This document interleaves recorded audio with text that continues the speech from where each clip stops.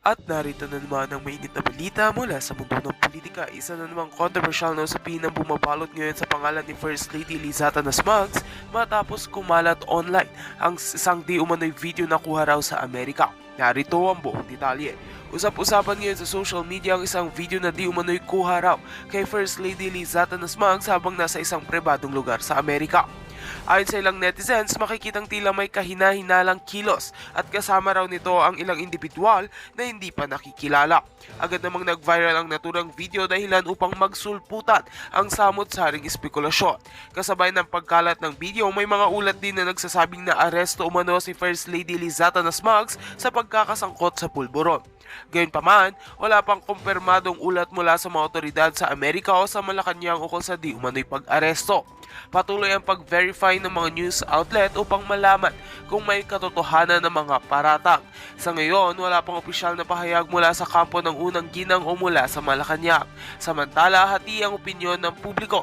May ilan na humihiling ng masusing investigasyon habang may iba namang naniniwalang bahagi lamang ito ng black propaganda laban sa administrasyon.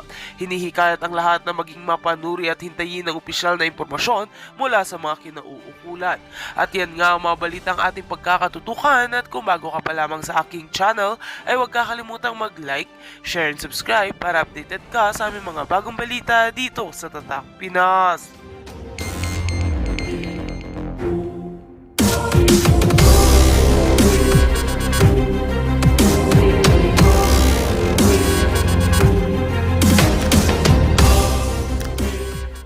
Ang masama ho nito, talagang etong mga, lalo na tong 5 idiot na tinatawag ng mga netizen, eto yung mga puppet.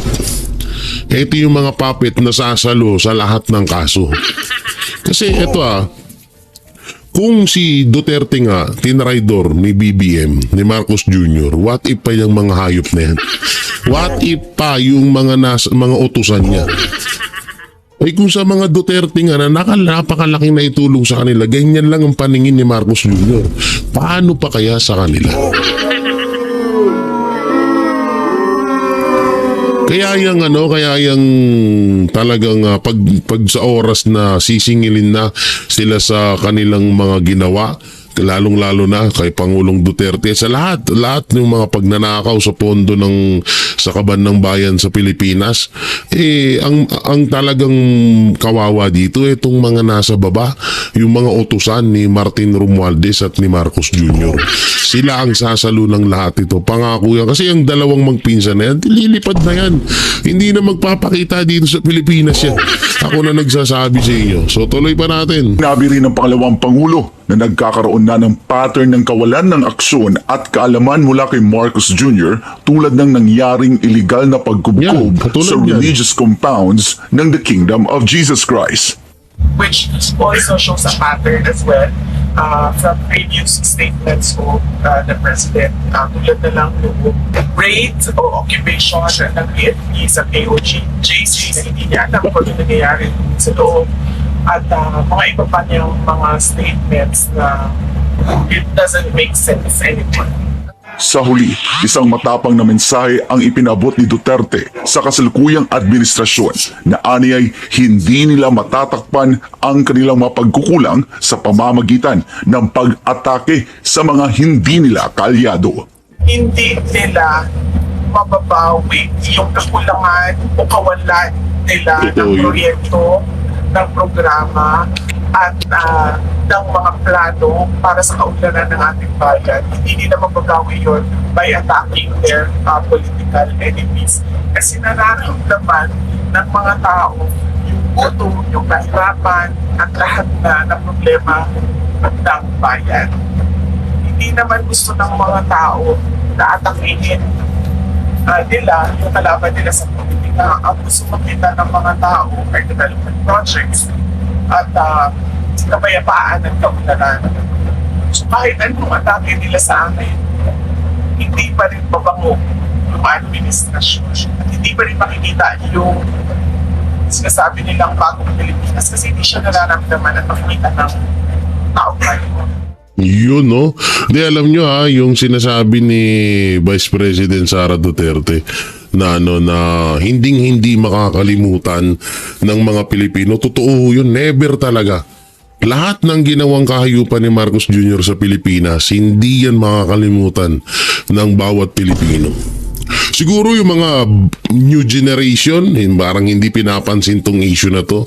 Pero minsan yung ibang mga kabataan, pag nakakausap ko sila, mulat na rin sila sa larangan ng politika. Ano?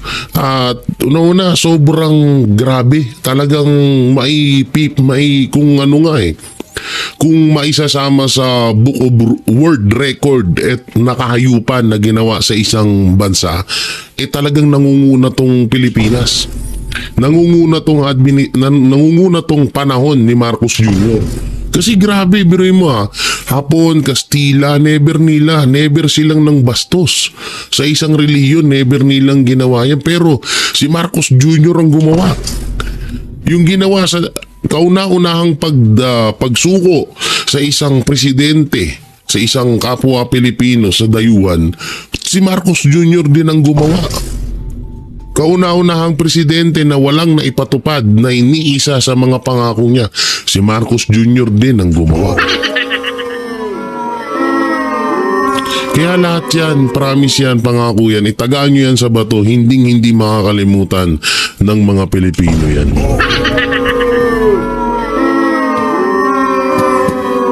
Samantala, dito na tayo sa eto yung Judas. Ang Judas sa kampo ni Marcos Jr. Panoorin natin. Gumanti ng patutsada ang nooy Chief Presidential Legal Counsel ni dating Pangulong Rodrigo Duterte hinggil sa pahayag ni Claire Castro ng Palasyo na nangako raw ang dating administrasyon na gagawing 7 pesos ang kada kilo ng bigas. Totoo nga ba ito? Alamin natin ang naging sagot ng dating gabinete ni Duterte sa report ni Virgil Parva. Maraming pangako si Pangulong Ferdinand Bongbong Marcos Jr. noong ito'y tumatakbo pa lamang sa pagkapangulo. Isa na rito ang kontrobersyal na 20 pesos kada kilo na bigas.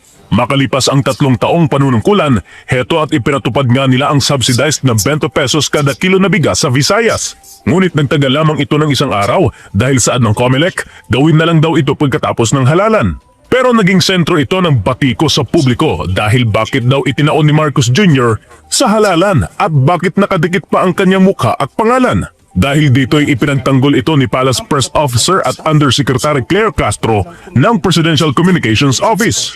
Sa kanyang pahayag ay may banat ito sa dating administrasyong Duterte. Sabi niya, bakit tahimik daw ang mga kakampi ni Duterte matapos itong mangako na gagawing 7 pesos ang kada kilo ng bigas, habang natupad naman daw ni Marcos Jr. ang pangakong 20 peso na kada kilo ng bigas. Dahil dito, bumuelta ang isa sa gabinete ni nooy Pangulong Rodrigo Duterte hinggil sa mga pahayag ngayon na ipinalalabas ni Castro. Ayon kay dating Chief Presidential Legal Counsel Attorney Salvador Panelo, si Castro raw mismo na taga Malacanang ang nagpapalaganap ng fake news sa kanyang mga binibitawang pahayag bilang tagapagsalita ng palasyo. Fake news ka pala, Maring Claire. Di totoo naman si Claire talaga nagpapalaganap ng fake news sa Pilipinas. Alam niyo kung bakit? Ito na lang yung kay Pulong. Sinabi ba naman niya na bakit daw isinisisi kay Pangulong Bongbong Marcos yung issue kay Pulong? Puta na, wala naman nagsasabi nun. Siya lang gumawa nun. Kasi itong 7 kilo na bigas, fake news din siya. Ito yun, pakinggan nyo.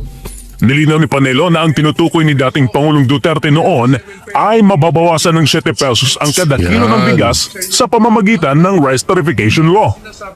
Ang purpose nun, pababain ang presyo ng bigas.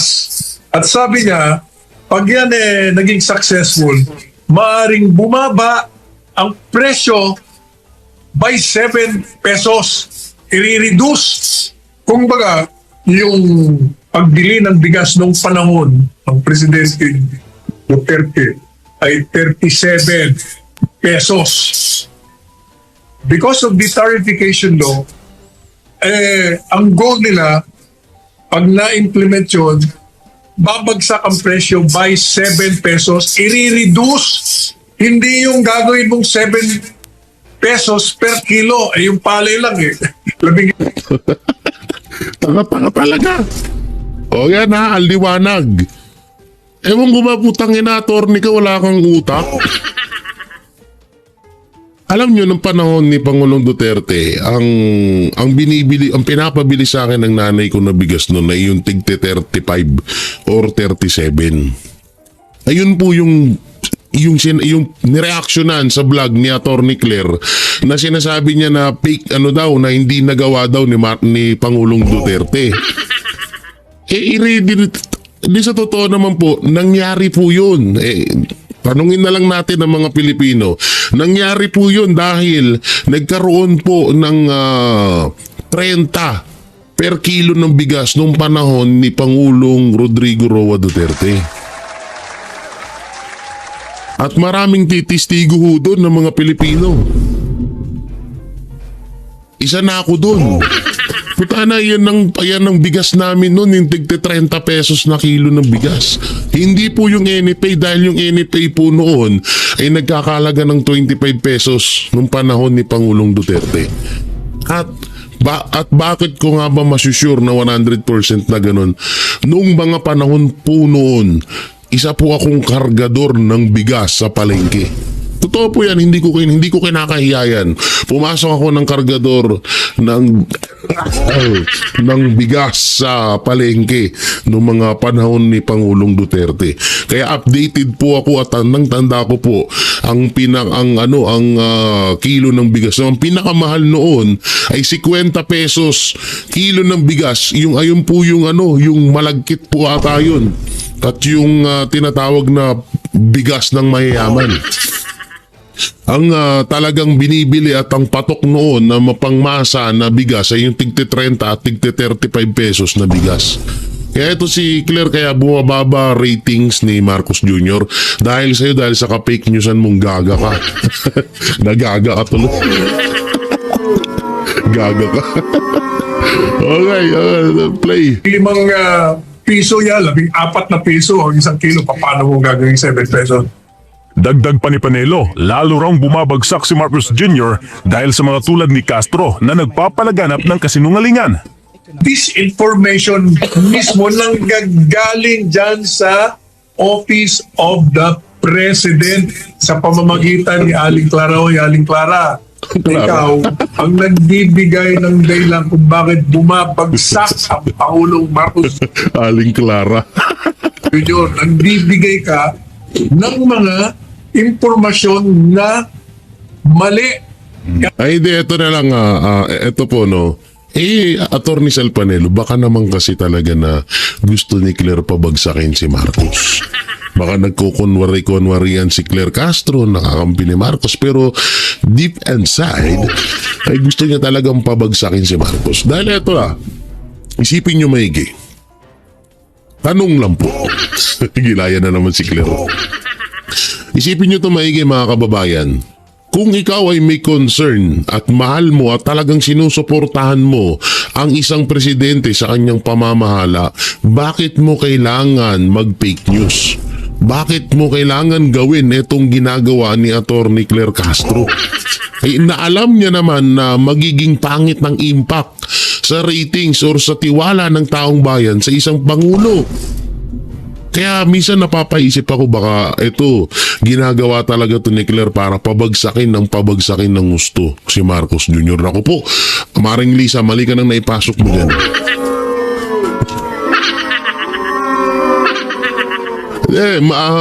Lisa Araneta Marcos, mali ka nang naipasok mo. Hudas pala dyan sa grupo nyo yan. Naku, kung ako sa inyo, dinatanggal nyo na. Sinungalingan. Bilang paglilinaw, tinanong ng isang reporter si Yan Castro kung talaga nga bang sinabi ni dating Pangulong Duterte na gagawin itong 7 piso ang kada kilo ng bigas. Wala Pero siya si nasagot. Castro, tumangging sumagot. Anya, personal daw niya ito na pahayag at wala raw siya sa palasyo noong sinabi niya ito. Dahil dito, sinabi ni Panelo na dapat magbitiw na lang ito at umalis sa Malacanang dahil isa si Castro sa nagpapabagsak sa Marcos Jr. admin. Binigyang din ni Panelo. Okay, paniwalaan natin siya sabi ni Attorney Sal Panelo. Paalala lang po Attorney Sal Panelo, isa po yan sa number 1 supporter ni Marcos Jr. Hindi pala si Marcos Jr. ng mga Marcos. Hindi, totoo po yan. Kaya nga itong sinasabi niya, totoo po ito na, tangina, alam mo na nga bagsak at puro kagaguhan ng nangyayari sa Administrasyong Marcos, dinagdagan mo pa. Eh, masakit to. Lo na dahil sa papel na ginagampanan, ang mga pahayag ni Castro ay pahayag din ng palasyo. Tinamaan ng magaling. Ano bang klaseng tagapagsalita yan? Pag ikaw ay tagapagsalita, ano man ang sabihin mo sa loob at labas ng Malacanang, yan ay galing sa Malacanang. Hindi to pwede yung may sasabihin kang kasinungalingan tapos itatanggi mo sa loob ng briefing. Aling Clara, buti pa, umalis ka na lang dyan kasi sinisira mo ang Pangulong Marcos Jr. Ikaw ang unang sa mga marami pang dahilan na nakapagbagsak ng rating ng boss mo. Maring Clara. Aling Clara, daming pangalan ni Claire Castro eh. No? Hindi totoo yun. Bilang ikaw ang tigapagsalita ng Pangulo, loob at labas, channel mo man yan o hindi, puta na, talagang, kaya ka nga tigapagsalita eh. So, ibig sabihin, yung sinabi mo, yun din yung sinabi ng Malacanang. Kung ano yan, sinungaling ka sa vlog mo, sa Malacanang, hindi. Sinungaling ka sa Malacanang, pagdating sa vlog mo, hindi. Katarantaduhan yan. Naku, kung ako sa'yo, Bongbong Marcos, tanggalin yan. Naku po, lalong yung 17% na ratings mo, baka maging 5% yan.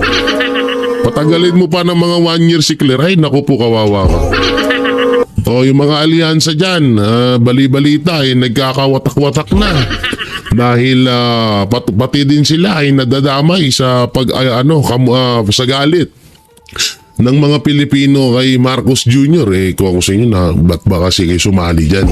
Hindi ko rin naman kayo inaanyayahan na sumali sa Team Duterte. Pero kung kaya nyo magsulo na lang kayo. Kaysa naman nandiyan, tingnan nyo, pati kayo dyan, damay, alam nyo, nakakonekta yan sa lahat sa inyo. Hindi lang yan sa, porket hindi ka nagsasalita, hindi ka damay ka dyan. No? So grabe, no? Ako sa'yo, Marcos Jr., alam mo, totosin, hinuhudas ka yan. Binuyo no? O yun, alam na natin, no? Si Attorney Claire Castro talaga ang hudas sa hanay ng mga Marcos. Napatuna, kaya pala todo wala tayong naku. Ang hirap, minsan nawa din ako kay Attorney Claire. Ang hirap kaya nung ginagawa niya, pagtakpan mo yung sinungaling. Magsinungaling ka na magsinungaling sa tanang buhay mo, hirap nun. Sobrang hirap nun, no? Pati ba naman yung napakaliwanag na sinabi ni Pangulong Duterte na ang plano ay mabawasan ng 7 pesos yung kilo, yung presyo ng bigas, no? Hindi gagawin 7 pesos ang kilo ng bigas lang.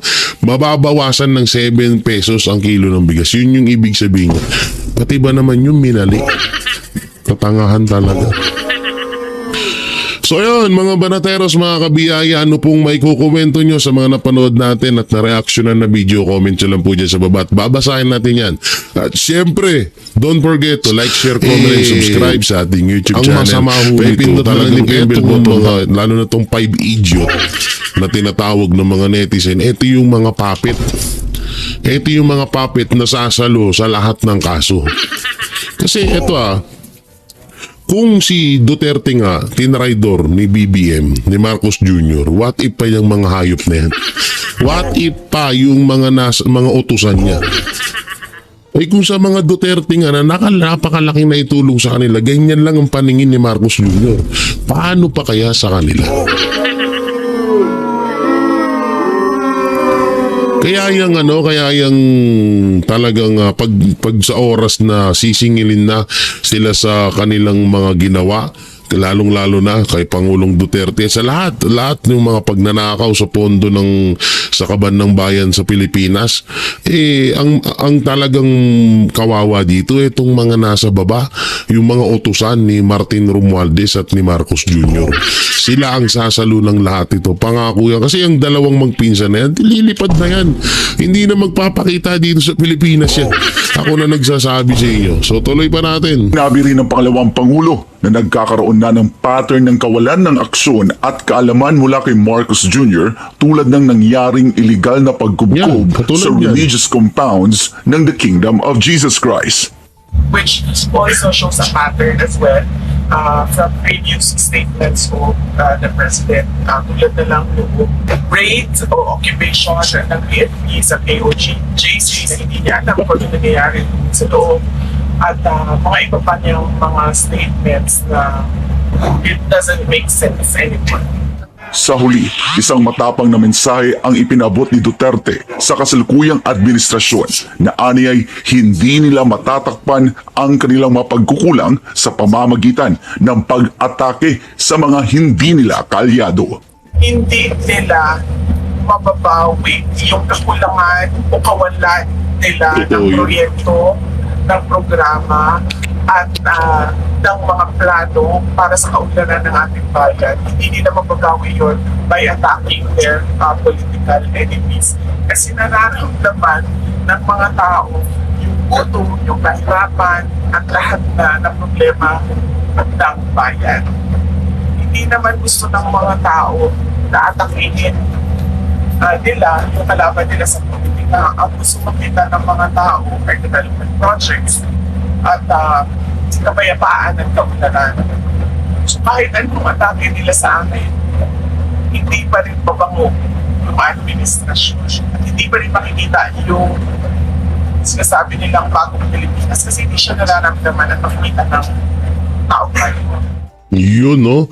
Di, alam nyo ha, yung sinasabi ni Vice President Sara Duterte na hindi makakalimutan ng mga Pilipino. Totoo yun, never talaga.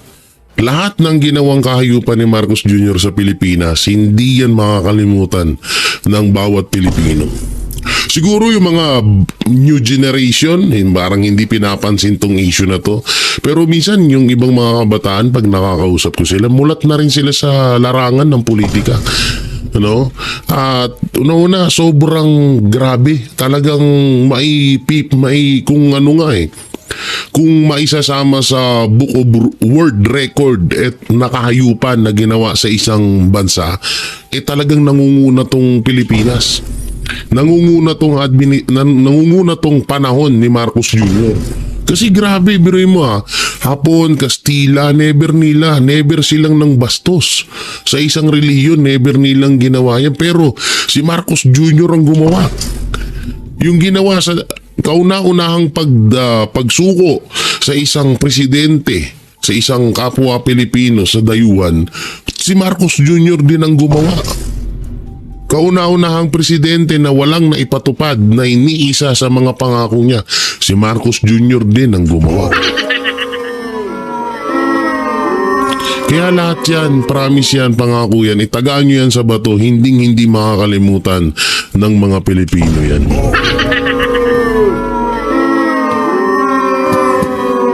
Samantala, dito na tayo sa eto yung Judas. Ang Judas sa kampo ni Marcos Jr. Panoorin natin. Gumanti ng patutsada ang nooy Chief Presidential Legal Counsel ni dating Pangulong Rodrigo Duterte hinggil sa pahayag ni Claire Castro ng Palasyo na nangako raw ang dating administrasyon na gagawing 7 pesos ang kada Yan kilo na. ng bigas. Totoo nga ba ito? Alamin natin ang naging sagot ng dating gabinete ni Duterte sa report ni Virgil Parva. Maraming pangako si Pangulong Ferdinand Bongbong Marcos Jr. noong ito'y tumatakbo pa lamang sa pagkapangulo. Isa na rito ang kontrobersyal na 20 pesos kada kilo na bigas. Makalipas ang 3 taong panunungkulan, heto at ipinatupad nga nila ang subsidy